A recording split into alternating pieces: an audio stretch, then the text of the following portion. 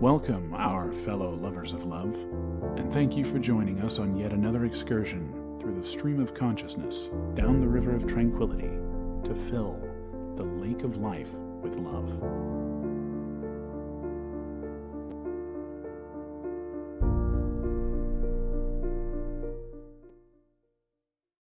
And good evening, our fellow lovers of love out there. And yes, for those of you who are watching, I do look a little goofy.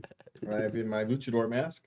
I literally, just an hour ago, I left a community event. They had given one of the local wrestling promotions, got together with a couple city council members, the local electric company. It's a public electric company, so SMUD, the Electric Public Company, a couple other organizations, and put on a wrestling event, for the kids and their families. They fed them food, water, everything was completely free for the kids. The kids had a wonderful time. The wrestlers put on a great event. And so, in my support for them, don't worry, I'm not going to wear this all the time. It is hot in here. I don't know how those poor guys do it. It's been out there in the 100-degree heat out there. It was outside. It wasn't an inside event. But they had it in a nice little thing. They got some shade because of the trees just as they started. So that was nice. When we first got there, the thing was still in the sun. It's like, oh my God, those poor guys are going to roast. But no, the shade came down just in time. They put on a good event. The guys and girl wrestlers, they put on a great event. It was the kids had a great time. The crowd thinned out at the end. So I think they have to do these things when they do these kind of community events. They put the big matches first instead. First the order. Because, half the crowd left because parents and families and little ones and different ages. So yeah. So it's one of those things rather than a traditional wrestling event where you build to the big event. Maybe in the future you plan the big event at the beginning, kind of work your way down as the crowd thins out. But other than that, it's their first event. They're going to do it year round, so it's a year round, once a year. So they had a couple city council members were there that had a storyline in the opening show. It was it was fun. It was a fun time had by all. One of my radio producers got to do an ending choke slam. He used to be 20 years ago. He was a wrestler, and a professional wrestler.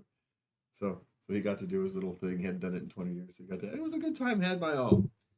So it was a good time had by all. Nice little community event. Get out into the community and engage with themselves.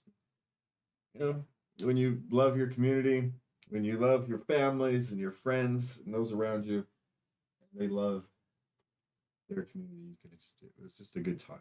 It really was a good time. Thank everybody who was involved.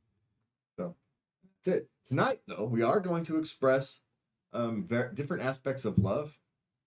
We're going to learn about the different types of love, including how the ancient Greeks viewed it. And hopefully we can help understand ourselves and others better. And as always, we'll share some tips, tricks. Tricks is probably not. No, we're not going to share any tricks. There are no tricks. There are no tricks. There's your first lesson. There's no tricks in your. Don't do any tricks. Well, unless you like that. Hey, whatever floats your boat. But as long as everybody's on the same page, on how to share and show your love with your friends, partner. We all know there's different types of love. We use the same word for it. So, all right. So we've got.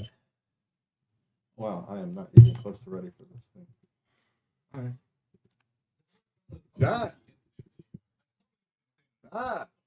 What the heck happened? I've got an internet thing playing. What is playing? All right, see what I said when I had too many things open? Yes, you did. I had too many things open. I couldn't even know what was playing. All right. So what's first, my love? Well, we're going to talk about the 9 different types of love according to the ancient Greeks. And the first of these is eros. And I think we're all familiar with the sexual desire love. Well, most of us are. Overwhelming desire for each other. Yeah. Well, I'm not entirely sure I would call that love. It can be interpreted as love, but it's primarily physical attraction. Yeah. Okay. Yeah, and then we have philia, I hope I'm pronouncing these right. You're asking the wrong Soul, person. which is a soul connection. Okay. Philia is a platonic feeling. It's a love that implies a spiritual connection, trust, and sharing of same values. It grows between friends or family members. Yeah, it's not relegated to non-sexual and non-romantic relationships, but it is viewed, at least in the ancient Greeks, right, that it is a valid component, a vital component, my bad, of the romantic love between couples. Because if you don't, have this deep respect for each other, how do you have a long-term relationship? It's gonna fall apart. Okay. So what do you got next? Storage. No, there's no A. Storage. Storage. Yeah, yeah. You're asking the wrong people to pronounce ancient Greek. Devoted love. And this is a variation of philia and usually relates to love within a family. Okay.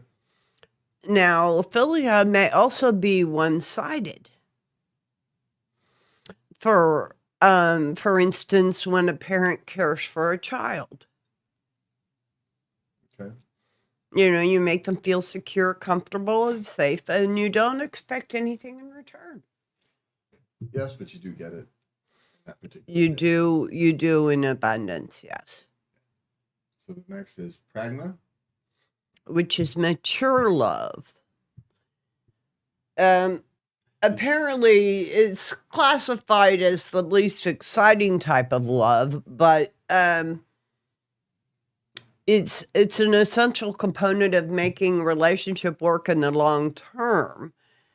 And it's based on duty, reason, and shared goals. Now, I don't know. To tell you the truth, I've had enough excitement in my life, quote unquote. I'm ready for some long-term contentment. Yeah, that should be the goal, right? Long-term contentment. But it's hard to know that when you're young. So give your young self a pass. That's what I'm saying. You don't learn that until you've gone through it. One of those things. So ludus. Ludus, which is playful love, which is the polar opposite of pragma. Okay, so It's carefree and playful. So it's the summer love thing. Casual, hedonistic casual relationship. No, so it's Tinder. Okay, makes sense. It's often expressed through flirting, teasing, seduction, and casual sex. Yeah, Tinder. Okay. Mania, obsessive love. Yeah, the one that's the kind of morphs into stuff. It seems, bordering on the unhealthy. Yeah, it can come out sideways if you're not common to it. But they also say it's a fairly common during the early stages of a relationship. Yes. Yeah, excess of the mania, like any time you get excess, it becomes unbalanced and relationships fall apart. All right. Well, they can grow from there. It can be just a stage. Yeah, it should be just a stage. Just don't live there. Yeah. All right. Murky? I don't know. Modern Greek word deriving from the Turkish merak. Creative endeavors. It's derived from the Turkic word merak, means to do something with love, creativity, and devotion when you wholeheartedly put yourself into what you're doing. So like a painter or something who's Singing, composing music, cooking, decorating a room. almost like when you can't help yourself. Do it just for the love of doing it. And if other people like it, you don't really care. Yeah. Okay, now I'm going to butcher this word. Yeah. So you and me both. This is self-love. Philotia.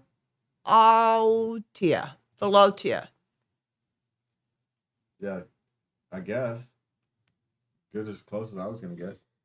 Okay, Aristotle believed that self-love is a prerequisite to loving others. Okay, you have to love yourself before you can love others.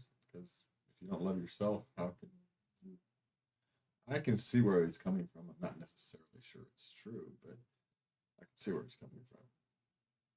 I think you can't love others if you don't love yourself. It's hard to be your true self. Well, yeah. But not loving you as your true self, then you're not very attractive to others. So, Well, you got to at least like who you are. yeah, there is something. I mean, we all have parts of ourselves that we're working on.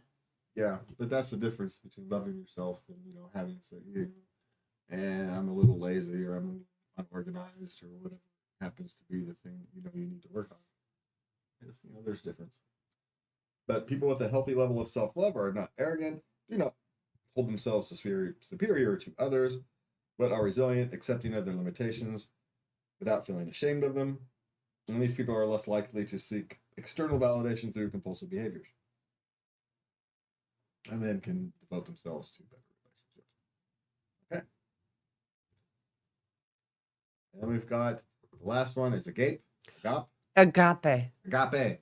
E. Oh, man, how many of this other stuff have we butchered just because we didn't know? This is my favorite. Uh-huh. It's not dependent on any external factors.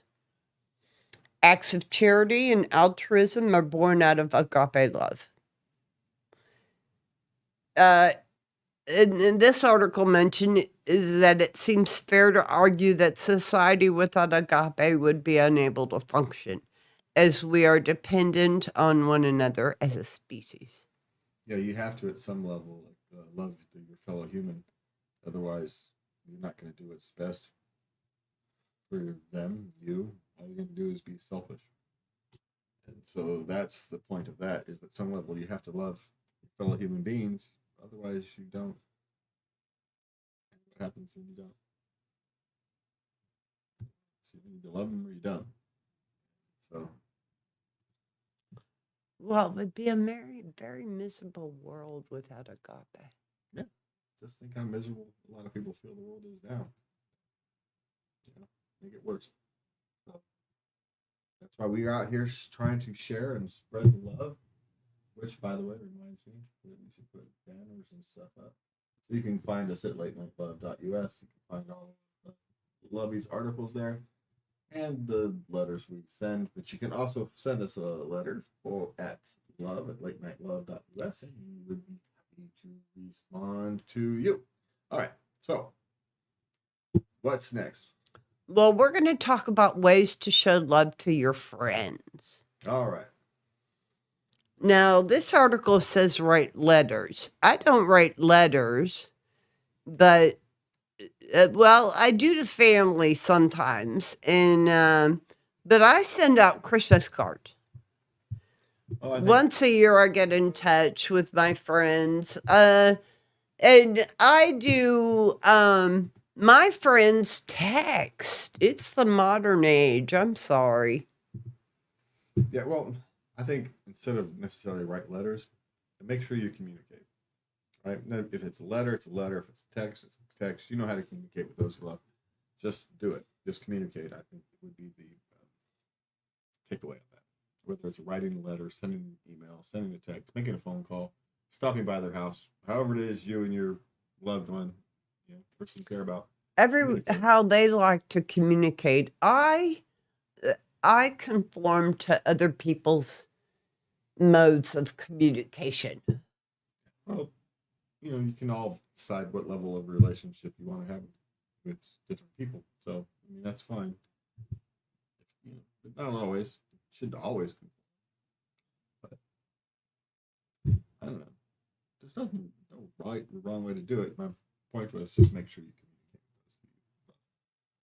communicate. A lesson that, the person in the mirror, quite frankly, could be better at. All right.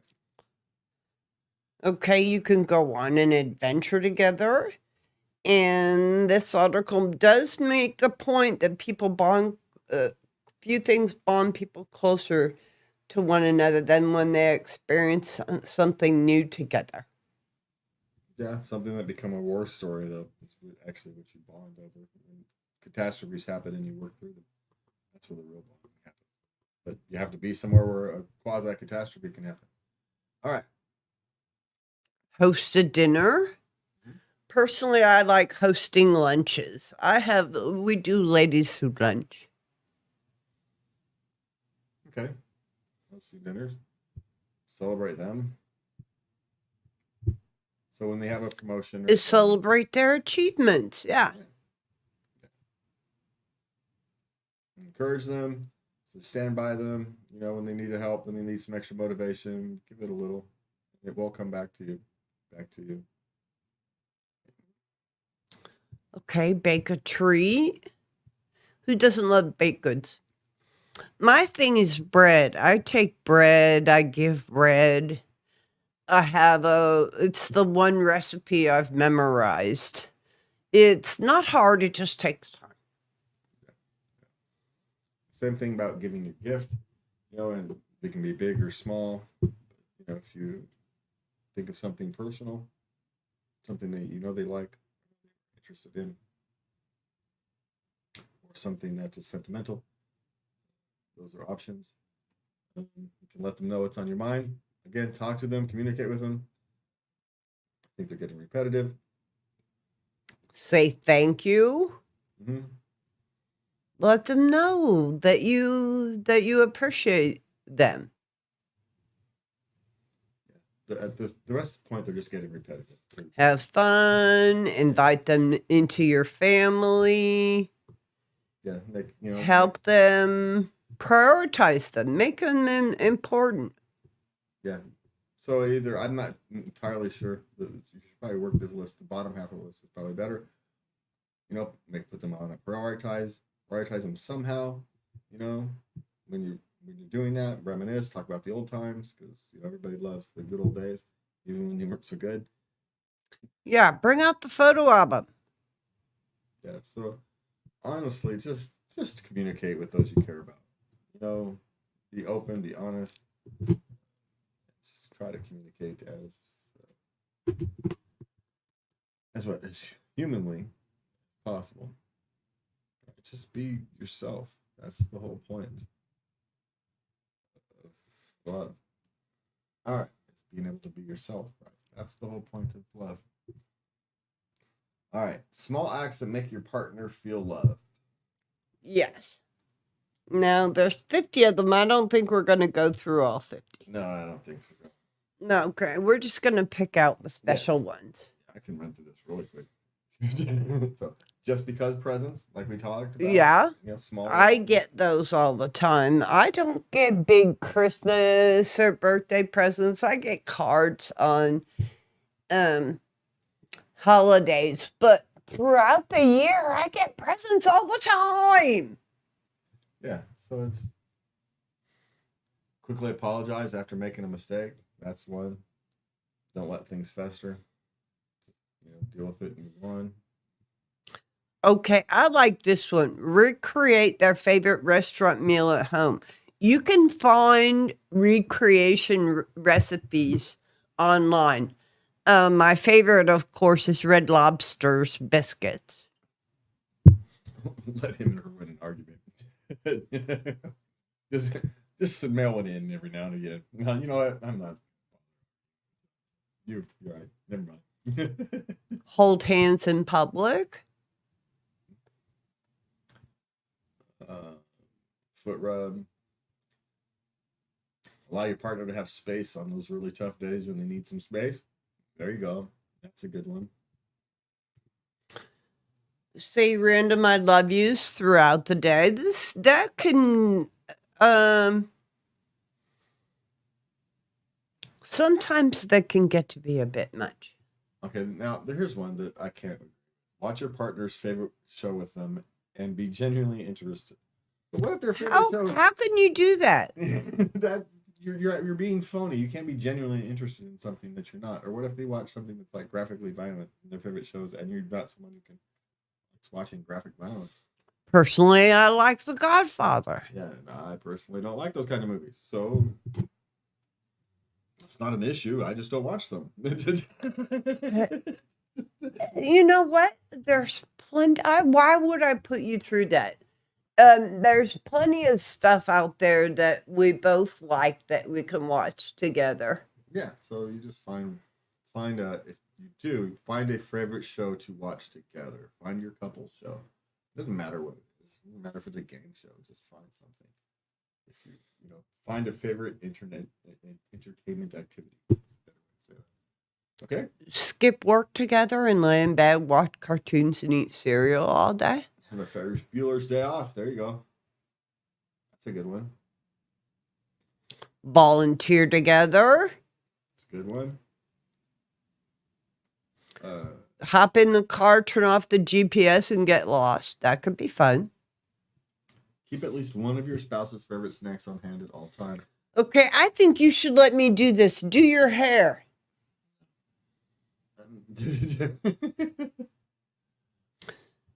Okay, let her give him a shave and let him do her makeup. But don't go out in public like that. Because why would I want to? Why would I? Can I shave you? No, That's so sexy. it's not. One of those things. You it's don't not- let me near you with sharp things. Why is that? Gee, I wanted to. And what I you asked you to trim my toenails, then you trimmed my toe. So it bled for a second. Don't be a weenie. No. No, the answer is no. Buy each other an outfit and actually wear them in public. No. That's just wrong. Matching socks. Ooh. Let's get matching underwear. You won't wear matching clothes. We could do matching underwear. No one would see it. I don't do matches. Kiss each other hello and goodbye. I think that's important. Let your partner sleep in. Tell your partner that he or she is hot. Sexier than socks on a rooster you are, fella. Yeah, rose-colored glasses. Ask your partner You're a Greek god. what makes him or her feel the most special. And do it if it's in your wheelhouse. Call your partner in the middle of the day just to say I love you. Just random communications. Yep. Do a chore that he or she usually does. Here's one. Do the chore that they hate. Yeah, that's a good one. This is number 50. The last one is plan an evening for your partner from start to finish with multiple activities and pay special attention to ensuring all the details show that everything was tailor-made just for him or her. Oh, I don't know if that might annoy me more than. I would think something was wrong. Why are you doing this? Are you leaving me? What are you doing this for? This is too planned. What's going on? I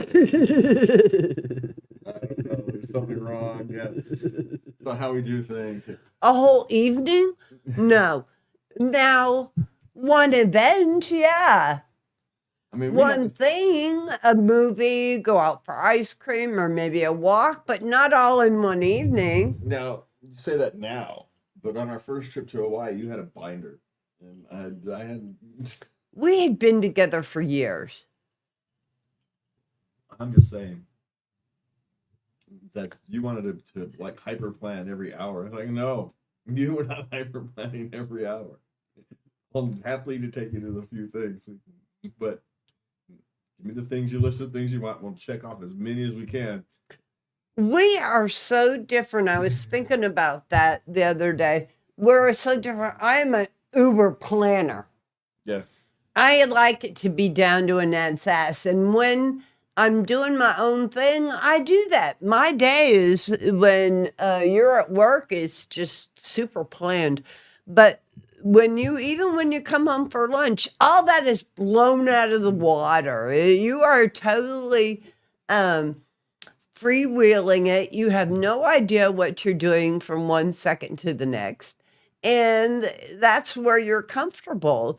You try to conform to my Uber ways, and you would be miserable. You wouldn't be able to do it. I wouldn't be miserable. She'd be miserable. Be just fine.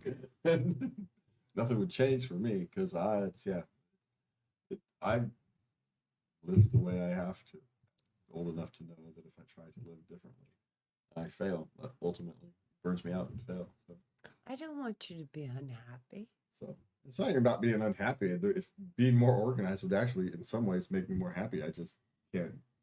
Just structurally, physically unable to do it. So it is what it is.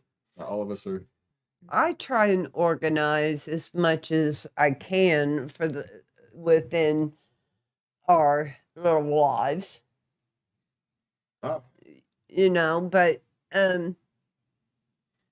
it's just not you. So in that regard, I was thinking the other day, opposites in some ways do attract, well, yeah. as long as you're both mature enough to accept the other person's, oppositeness.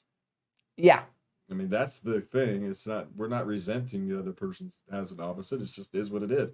You're organized. I kind of floaty, and we compromise when we need to. That's what we do. Yeah. Yeah. It's like we worked through a compromise. You still had your binder and you still had all the stuff you wanted to do. And my thing was, okay, but we're just not going to, we're going to go. We're going to figure out which days when we're there best, because some days we're not going to feel like it. Other, No. I had day by day, hour by hour, and you were like, no, don't do that. No, that's not a vacation. That's work. What the hell are you talking about? On vacation where I'm relaxing, I'm not having to think too hard.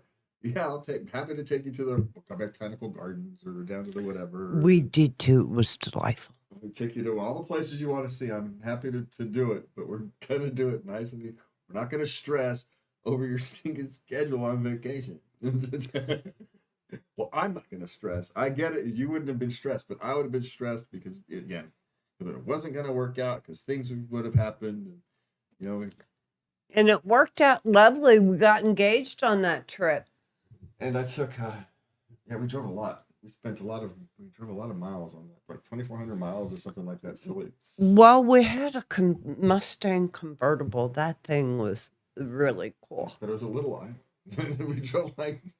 You drove across the island every single day. Yeah, it was. You can put on some miles in a car if you really want to. That's why I can't live in Hawaii. It's a rock. Yeah. Did it, man? It's a rock. My first husband was in the military, and we were stationed on Oahu. He was in Schofield Barracks, most beautiful base I've ever seen in my life. But we lived on the economy. We weren't command sponsored, and it was expensive. Yeah, but we're in California. It's just as expensive. No, it's not. Yes, it is. We've been there. We know it. The rent's a little cheaper, but for average houses, it's a little cheaper than it is here. It's a lot cheaper than it is in like San Francisco. And food and stuff is more expensive. The rest of it is you just have to accept that everything moves slower, which is good for my knees. So, all right. What is difficult to love? Well, sometimes it's a teenager, right? That's kind of how it goes. So we've got here, we'll close out this front. We talked so long, we could actually close up for an hour. So let's get some quick tips for loving your teen. So what are the things we want Okay, what's important is to notice that there are people, not just their academic achievement. Yeah, well, as we're learning, academic achievement isn't all it's cracked up to be. But rather being driven by fear and worry as your child becomes an adolescent, because that's what they do. We've got some tips on how to help them not be so afraid of the world that they don't have an idea what's coming, right? They think they do, but they really don't. They really don't. And we don't either, because the world that they're coming into is different than the world we exist in. So it's the world they have to grow up. We're preparing them for it doesn't exist yet. That's actually a quite scary thing. Okay. Number one was the academic achievement. Celebrate their differences and special needs. Ask what was best about their day. And they need hugs too. And let them know that you enjoy them in their life, that you're thankful for them. Yeah. So as I'm going to run through these quick because we're already halfway. Okay. So welcome their friends into their home. Be the home that your children's friends want to come to. That's actually good for them. It's good for you. Help them enjoy beauty and art and the outdoors. Praise them for who they are, not necessarily what they do, because that praise won't exist even when they fail. And as we all know, failure in life is a constant. You're constantly failing, and learning how to put those in perspective is important. And that perspective is, especially when you're young and you're still essentially practicing life. It's the goal. It's where they're trying to reach for. It's who they are as human beings. It's important, not what they do yet. It's not important yet, right? Yes. It's really not. What's important is the human being. So listen first, speak last. I don't know. And you may want to let them have the last word. That's one thing parents have difficulty. I actually don't think. Listen first, speak, and then, listen last. Would be my suggestion. Let your children have the last word on occasion. Thank them for their ideas, even if they're dumb. Help them think through critically through decisions. That's actually, as a parent of a teenager, that's your real job to get them to stop thinking emotionally and help them learn how to think. That is your job. So Allow them to make their own choices. yeah, which means you're going to have to allow them to fail, and it's okay. Exactly. Yep, it's okay to be confused. Try not to impose your beliefs on them. If you actually live your beliefs, they will follow them. You don't need to impose them. If you try to impose your beliefs and you're a hypocrite, they will reject them. So the best thing for you to do to get your child to live your beliefs is to live them yourself.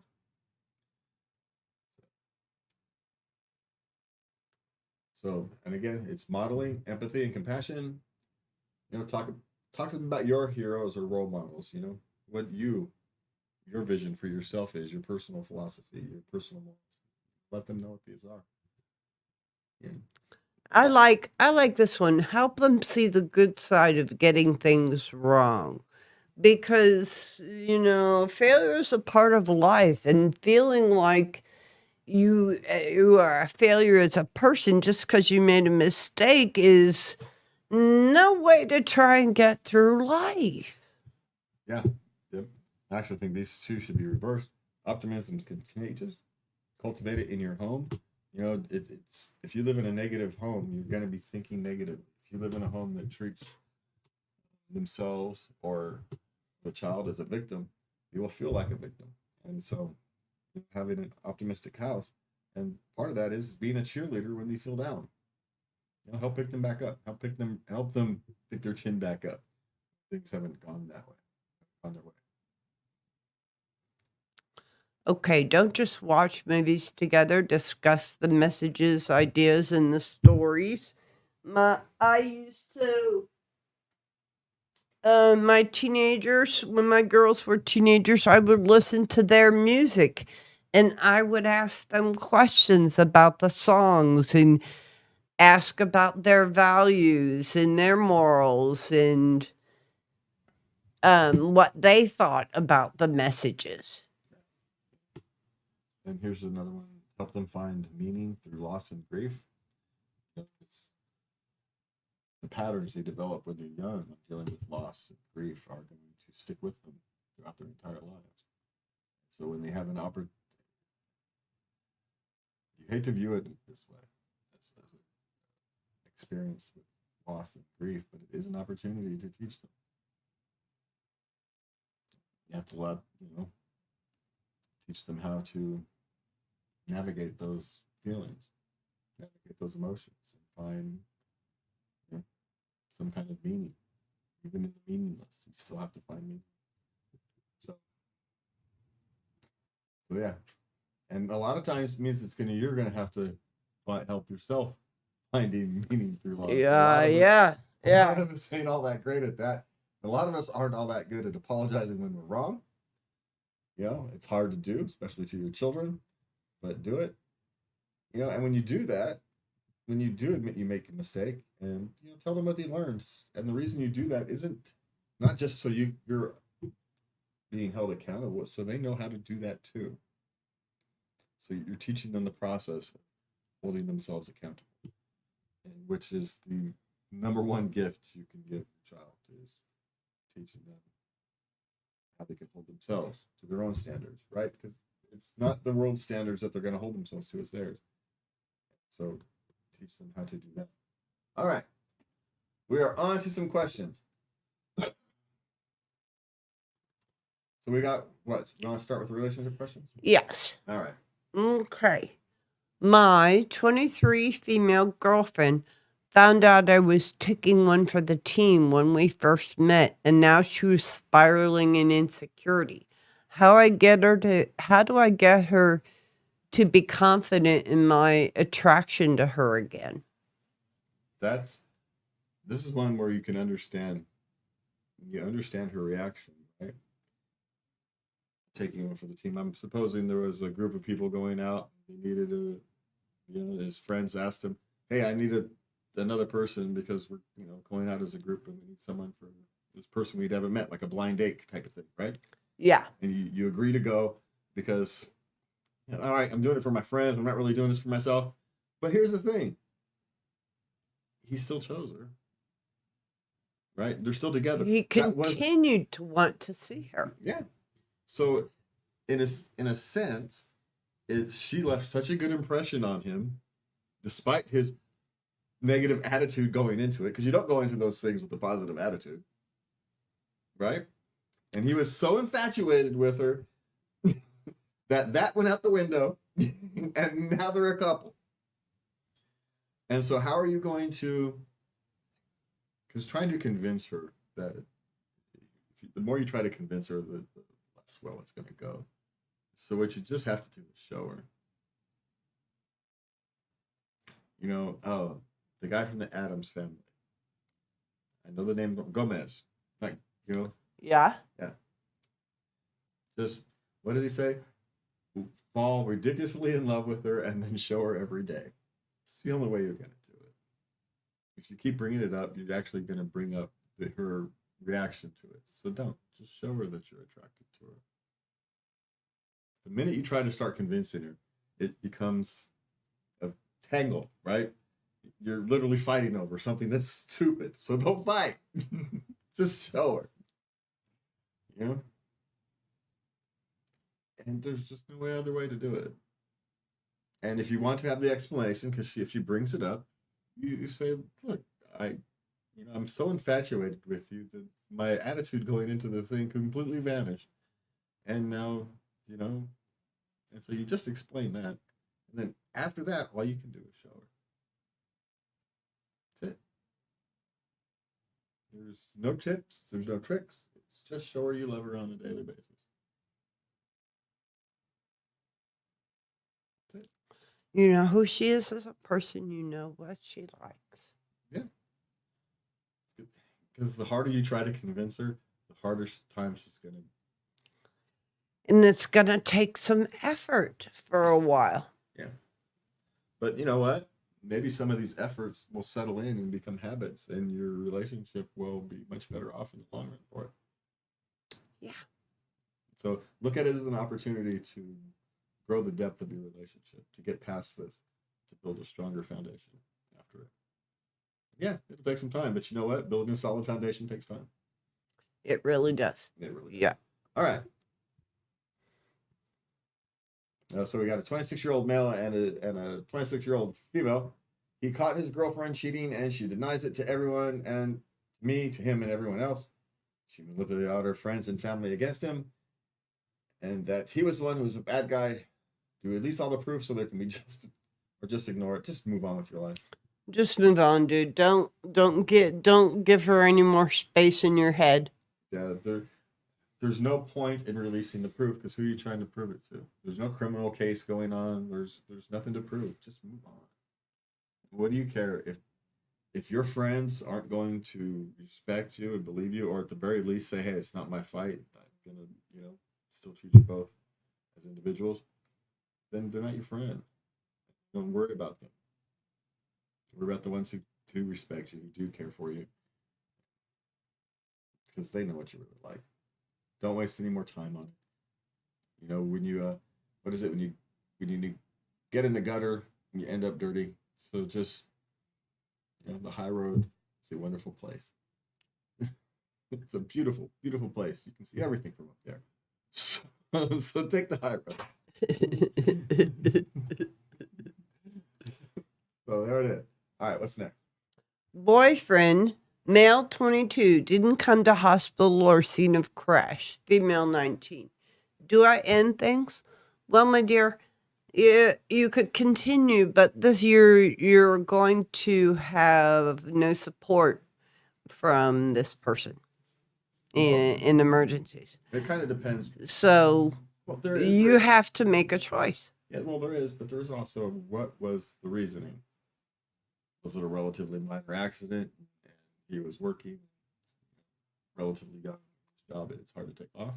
For your girlfriend, for a wife, you can do it. For a girlfriend, you can't. Or was he out drinking with the boys and just didn't feel like coming? Those are two actually vastly different issues. You just started your job 3 months ago.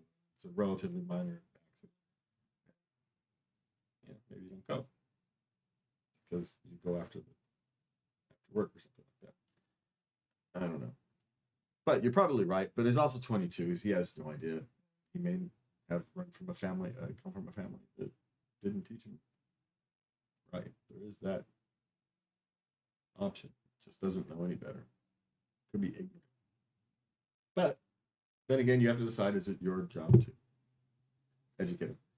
All right. How can I, 18 female, show my sister, 19 female, I still care about her after she lost a limb in a car accident? Just care about her. It's essentially the same advice we gave earlier. That you just care about her. You don't have to convince her. Just care about her. Now, let your instincts. You know what to do. You know her favorite snacks. You know when she needs to sit down and watch a movie. You know when she needs her, kick in the butt. You know when she needs, help up. You're her sister. You've been with her her whole life. You got this. You've been preparing for this one. So use some of those things you know about your sister, those details you know about, to help her get through this difficult time. It's a big trauma, and she's going to need you to help her get through. And sometimes it's just going to be sitting there while she's crying. And your job is to not let her know you're uncomfortable. that's your job. There's just no two ways around it. So good luck. Yeah, just good luck. Okay, so what we got next? Well, we're going to move on to parenting. Alrighty. Is it normal for toddler birthday parties not to have food for the grown-ups? Well, usually at a toddler party, they're pretty casual. It's finger food for the toddlers. And if you want to be nice, you can order a couple pizzas for the grown-ups. And that's about how they roll. Well, because the thing about toddler birthday parties is they're short. They're an hour and a half. Because that's all the time a toddler can take. They're an hour and a half, maybe 2 hours tops. That's all the time a toddler can take. They're overstimulated and kind of falls apart after that. So you don't really need to feed adults. You give kids cake and punch, and you make a mess, and you send everybody home. So you do for a toddler birthday party. If you're doing more than that, you're going too far. It's no longer for the kid, it's for the parents. So, toddlers ain't nothing. They just want to be happy. They'd be just as happy with a birthday party at home and a cake where they can make a mess as they would be at a Chuck E. Cheese with 50 other they're toddlers. They don't know the difference. So, yes, is it normal? Yes, but we also have to remember there's a wide range of things that are normal. It's also perfectly normal to feed the parents when you're there. Okay, nothing abnormal about these things. It's just different than you're used to. Okay. Okay, my little girl, 13, 16 female, got cheated on by her first boyfriend, and I don't know how to help. Oh, God. These are the first one is always the hardest. Ice cream, movies, social events, get her out. She's going to want to hibernate. Don't let her. And, let her know that internet, not all boys cheat. No, but it's one of those things that they're just gonna have to learn to get through. You're the one of You're the good one who raised daughters. I did raise a daughter, but she had 4 older brothers. She was essentially a boy when it came to relationship stuff. So I don't have much advice on how specifically to help, other than it's just one of those things. It's part of life, unfortunately. But how you at 16, I'd be more concerned that your 16-year-old might be sexually active than anything else. So that would be my concern. So, all right. How much research do you put in for your parenting? Research? Well, it depends. Generic parenting, asking friends, family, those kind of things, how they did things, watching and observing. Specific details, sure, you do research. Right, when your child has a specific issue or something, and you need to. Oh, well, yeah. Yeah. But generic parenting philosophy, no, because they don't know. The person who wrote the book doesn't know my child, my family, our history, where we're located, the issues we have to deal with on the ground. None of that. So in a sense, the answer is both. Yes and no. Yes and no. Yes and no. Okay. Should I accept the job or stay home with my child? Any more information than that? It would set her up for a lifetime, but it would be like 50 hours a week. For how long? For about a year. Take the job. Children are marvelously resilient. Take the job, have your family take care of them for a year, and set yourself up for the lifetime. A year is nothing. That's what I would do. Now, there's no wrong answer here. Let's be clear. If your decision is no, I'd rather spend those hours with my family, great. I have no problems with it.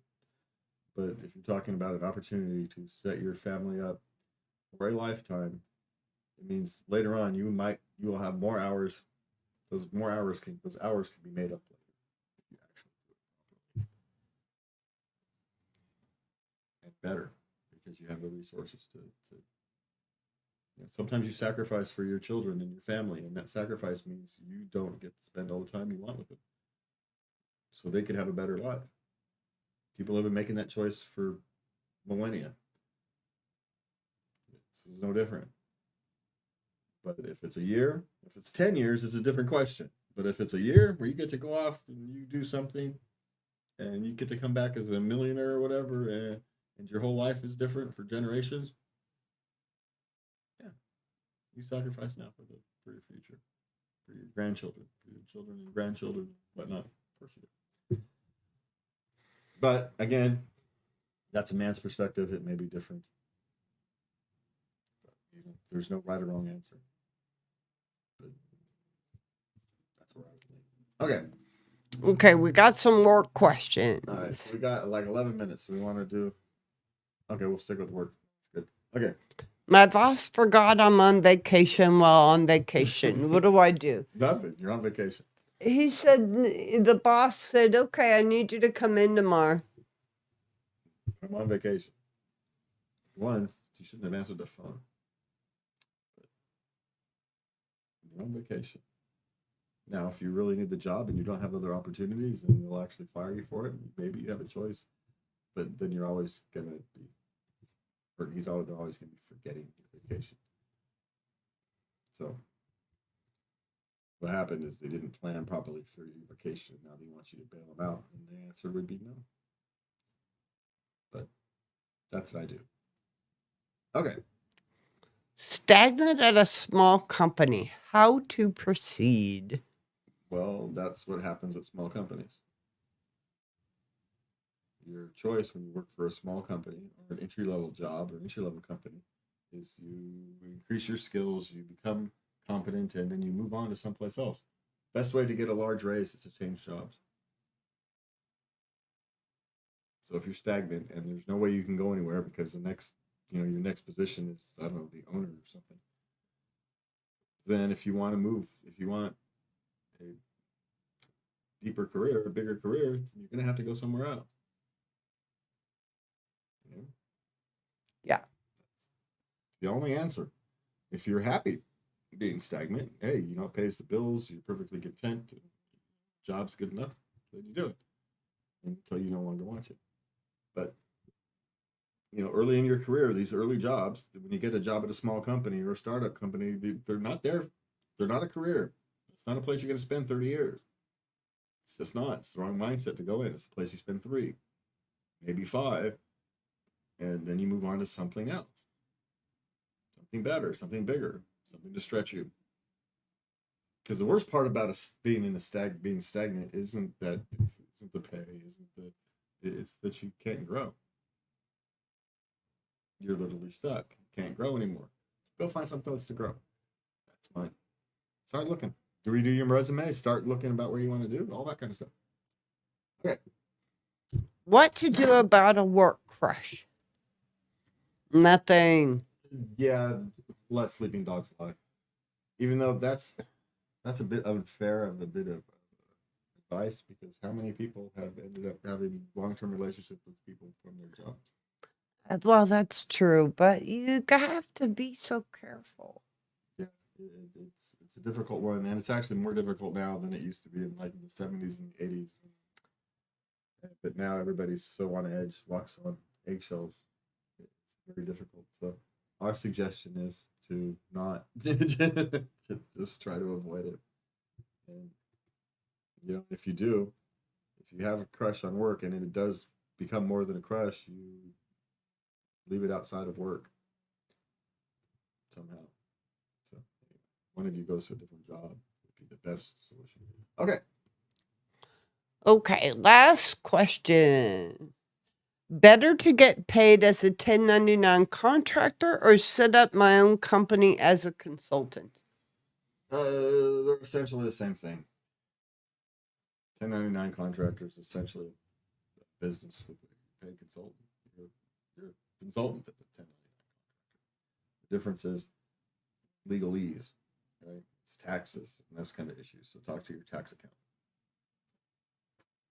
That's my suggestion. If you live in California, talk to a lawyer and a tax accountant because California hates independent contractors. So that's my suggestion. Tax accountant. Talk to a professional. Don't ask people. Don't ask people like us. Okay. What's next? Well, do you want to do sex questions or are we out of time? Now let's run through them. Okay. All right. Boyfriend threatened to leave me if we don't have a threesome with my best friend. How do I get him to forget it? Let him leave you. There. That's an easy one. Okay. Next. Sex life with a baby at home. How to handle? You sneak it in when you can. Good luck. They got radar. Yeah. Well, babies settle in. It's one of those I actually think the part of the baby development thing is actually deliberately to prevent couples from getting Producing another. Too quickly. Yeah. And maybe it's not necessarily designed that way from nature, but it sure works out that way. It's probably a good thing. So yeah, you just find the time when you find the time, or got grandma to come over or something. But Get grandma to come over. Go get a hotel room. You'll be all right. yeah, but sex life with the baby at home suffers. It really does. But you know what? It's okay, because as you get older, the drive for sex lessens. It just is what it is. Okay, next.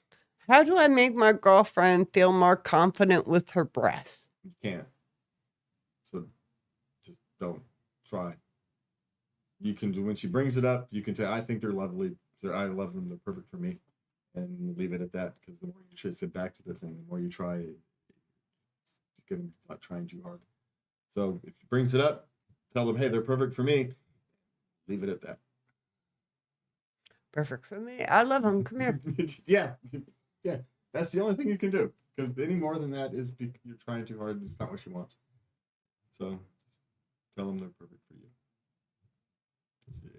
Women unhappy with their bodies is a time-honored tradition. Don't start with the hair. Yeah. It's just is what it is. So yeah, the best thing you can do is not feed it. So just if she mentions it, you throw her the compliment, and other than that, let sleeping dogs fly. Okay. Last one. Okay. My boyfriend trembles when I give him oral sex. Yeah. Am I doing something wrong? Probably not. No, I don't think so. Well, it's just how he reacts. Well, It's just his body. Well, you could be overstimulated in a certain part too long, and it becomes too much. But have you thought of asking him instead of asking people on the internet? Maybe you should just ask him.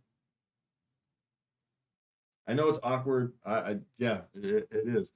But is it any more awkward than putting somebody else's appendage in your mouth? Just saying.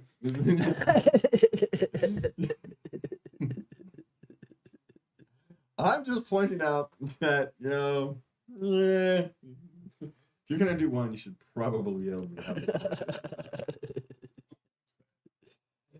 Okay, Lovey, that's it for us tonight. We want to thank you for joining us. As you know, you can find us at latenightLove.us. You can send us love letters or whatever it is to love@latenightLove.us. You can find us on all your favorite social media and podcast networks. And please do us a favor, like, share, subscribe. Good night, and please remember to love everything. Good night.